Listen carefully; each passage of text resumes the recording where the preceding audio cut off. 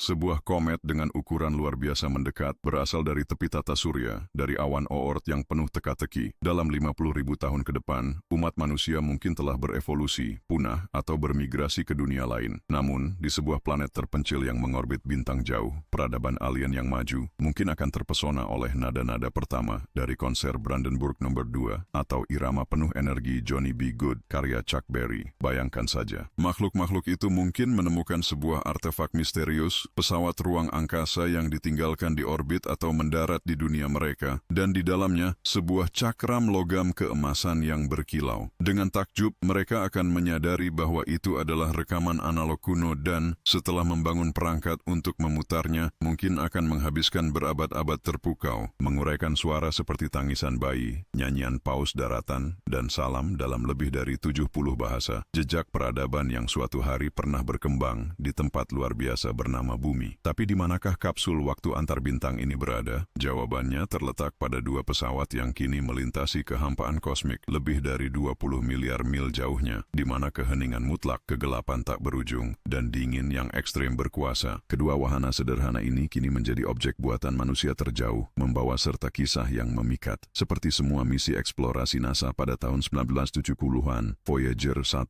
dan 2 mewarisi nama mereka dari kapal-kapal yang menjelajahi samudera bumi. Semuanya bermula dari fenomena langit yang langka. Sekitar setiap 178 tahun, koreografi planet memungkinkan penyelarasan unik dari 4 raksasa luar, Colossus gas Jupiter dan Saturnus, serta kembar es Uranus dan Neptunus. Eureka! Muncullah ide, mengapa tidak memanfaatkan konjungsi luar biasa ini untuk meluncurkan wahana yang dapat mengunjungi mereka secara berurutan. Tahun 1977, ketika semuanya bermula, sebuah tur planetaris yang mirip dengan mini golf dalam skala kosmik, kedua wahana kembar meluncur menuju 4 planet yang sejajar, mengunjungi satu persatu dengan bantuan teknik asistensi gravitasi yang revolusioner. 12 tahun kemudian, Voyager menghadiahkan kita dengan gambar-gambar surreal dari planet-planet luar, bulan-bulan yang mempesona, cincin yang memukau, dan warna-warna yang menakjubkan. Pada tahun 1989, setelah melintasi Neptunus, misi utama pun berakhir. Semua orang mengira hari-hari wahana ini sudah terhitung, akan segera rusak dan diam selamanya. Diperkirakan mereka akan mengembara di kosmos selama ribuan tahun, membawa piringan suara dan gambar mereka seperti kapsul waktu. Namun, Voyager menentang semua prediksi. Menolak untuk mati, mereka mendapat misi baru, mencapai tepian tata surya, batas heliosfer, gelembung pelindung yang melindungi kita dari angin bintang yang bertiup melawan gerakan matahari. Diperkirakan batas ini berada lebih dari 18 miliar kilometer dari bumi. Voyager 1 mencapai tanda ini pada tahun 2012, sementara Voyager 2 mengikuti jalur yang lebih panjang, mencapainya pada tahun 2018. Media merayakannya dengan headline yang bombastis, memasuki ruang antar bintang, seolah-olah wahana ini benar-benar telah meninggalkan sistem kita. Tapi kenyataannya berbeda. Mereka baru akan menyelesaikan pencapaian ini dalam sekitar 30.000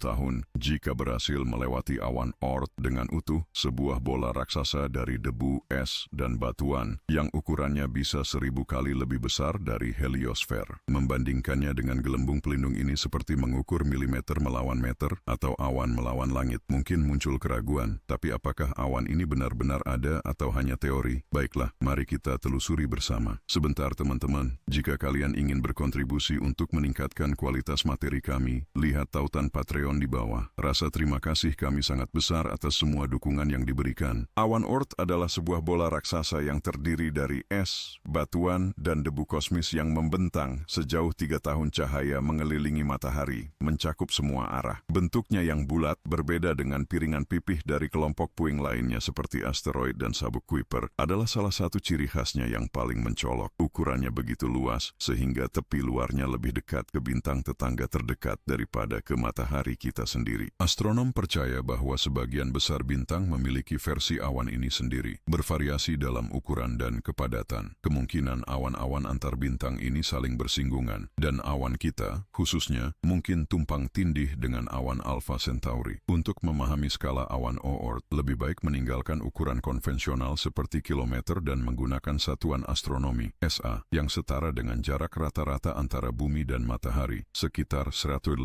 juta kilometer. Sebagai gambaran, Pluto mengorbit matahari antara 40 hingga 50 SA, sedangkan dengan tepi terdekat awan Oort dimulai sekitar 2000 SA, membentang hingga 100.000 hingga 200.000 SA yang mencengangkan. Jika angka-angka ini terasa abstrak, bayangkan waktu sebagai referensi. Melaju dengan kecepatan 1,5 juta kilometer per hari, Voyager 1 akan membutuhkan 500 tahun hanya untuk memasuki awan Oort dan 40.000 tahun lagi untuk melewatinya sepenuhnya. Bahkan dengan melakukan perjalanan pada kecepatan cahaya sekitar 1 miliar kilometer per jam, perjalanan ke awan Oort akan membutuhkan waktu beberapa bulan. Sinar matahari membutuhkan sedikit lebih dari 8 menit untuk mencapai bumi dan sekitar 4,5 jam untuk mencapai orbit Neptunus, atau sedikit kurang dari 3 jam. Setelah melewati orbit Neptunus, cahaya matahari memasuki tepi luar sabuk Kuiper. Wilayah yang didominasi oleh planet-planet kerdil seperti Pluto dan Eris ini rata-rata berjarak 50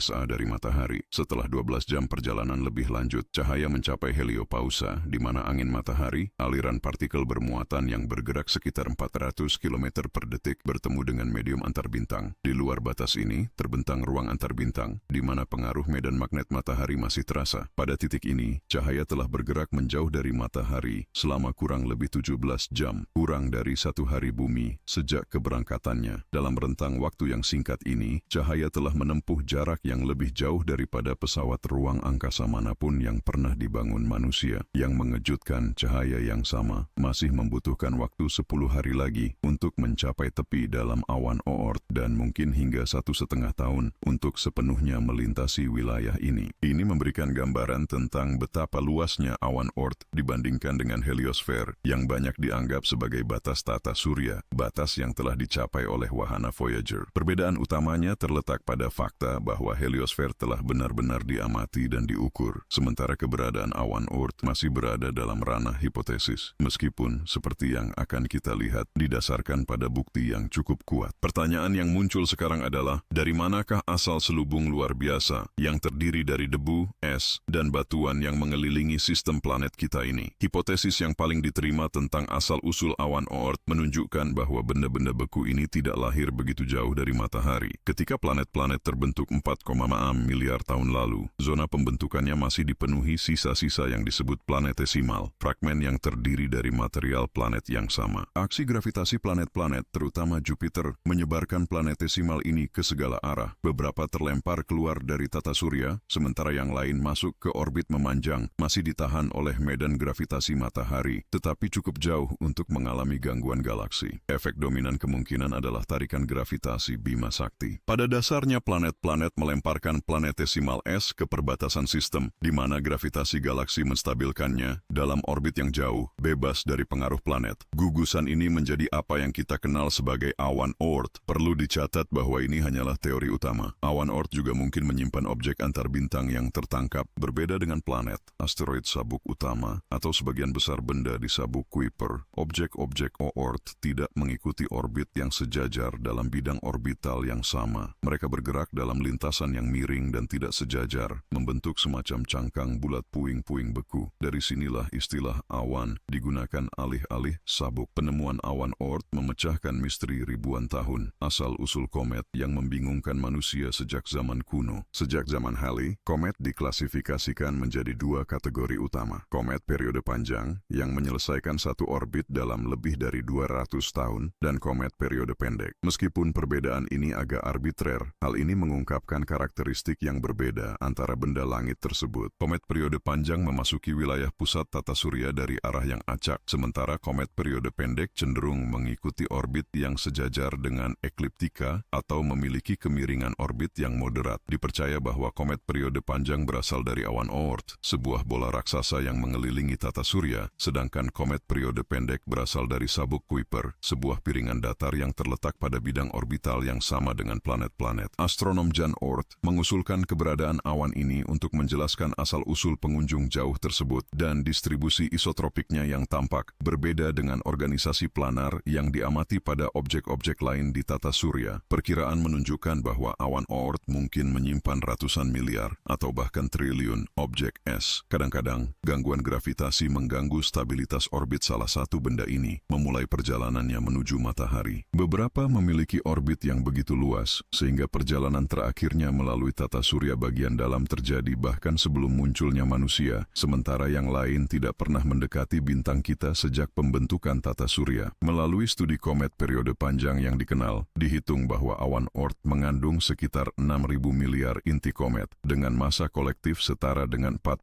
kali masa bumi. Simulasi terbaru menunjukkan bahwa gangguan bintang bisa sangat intens. Dalam kesempatan langka, bintang-bintang melintas cukup dekat dengan matahari hingga menembus awan Oort, menyebabkan efek yang katastrofik. Studi statistik menunjukkan bahwa setiap 40 juta tahun, sebuah bintang melintas dalam jarak kurang dari 10.000 UA dari matahari, dan setiap 400 juta tahun, sebuah bintang mendekati dalam jarak kurang dari 3.000 UA. Pertemuan seperti itu dapat melontarkan komet ke ruang antar bintang atau mengubah drastis lintasan orbitnya. Pendekatan signifikan berikutnya yang diprediksi akan terjadi dalam 1,4 juta tahun mendatang, ketika bintang Katai Merah Gliese 710 melintasi wilayah luar awan Oort, melewati sekitar 70.000 UA dari matahari. Pertemuan ini dapat meningkatkan jumlah komet di dalam tata surya hingga 50%, menjadi contoh sempurna dari fenomena yang telah kita bahas sejauh ini. Baru-baru ini, para astronom mengonfirmasi penemuan sebuah komet berukuran besar yang sedang mendekati matahari. Berasal dari awan Oort, objek ini secara resmi diklasifikasikan sebagai komet pada 23 Juni dan dinamai Bernardinelli Bernstein sebagai penghargaan kepada penemunya, Pedro Bernardinelli, mahasiswa pasca sarjana di Universitas Pennsylvania, dan astronom Gary Bernstein. Mereka mengidentifikasi komet tersebut dalam gambar arsip Dark Energy Survey yang diambil pada tahun 2014.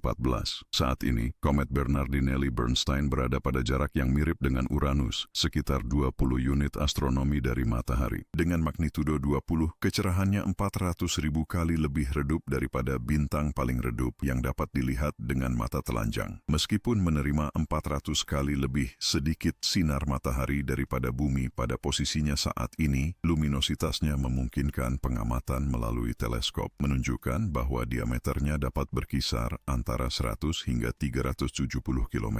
Ketidakpastian dalam estimasi ini disebabkan oleh reflektivitas dan bentuk objek yang masih belum diketahui. Namun, bahkan dalam skenario yang paling konservatif, ukurannya akan melebihi komet lain yang pernah tercatat. Pemegang rekor sebelumnya adalah Hale Bopp yang memukau pengamat pada tahun 1997 dengan inti sekitar 60 km. Tidak diragukan lagi, Bernardinelli Bernstein adalah komet terbesar yang pernah terdeteksi dalam astronomi modern. Pada tahun 2031, ketika mencapai jarak terdekatnya dengan bumi, komet ini masih akan berada pada jarak 11 UA dari matahari, sedikit di luar orbit rata-rata Saturnus. Selain ukurannya yang mengesankan, yang membuat Bernardinelli Bernstein begitu luar biasa adalah fakta bahwa ia belum mengunjungi tata surya bagian dalam selama sekitar 3 juta tahun, ketika Lucy, nenek moyang kita yang terkenal, masih berkeliaran di planet ini. Kometa, pada kenyataannya, mengikuti orbit yang sangat memanjang, mencapai aphelion lebih dari 40.000 unit astronomi. Sebuah perwakilan tipikal dari benda-benda es yang berkeliaran di wilayah paling jauh dari tata surya kita. Siapa tahu, sebelum ia melintasi orbit Saturnus, mungkin muncul kesempatan untuk meluncurkan penyelidikan untuk mempelajarinya dan mengungkap misterinya. Misi Voyager baru, mungkin, akan sangat luar biasa, bukan?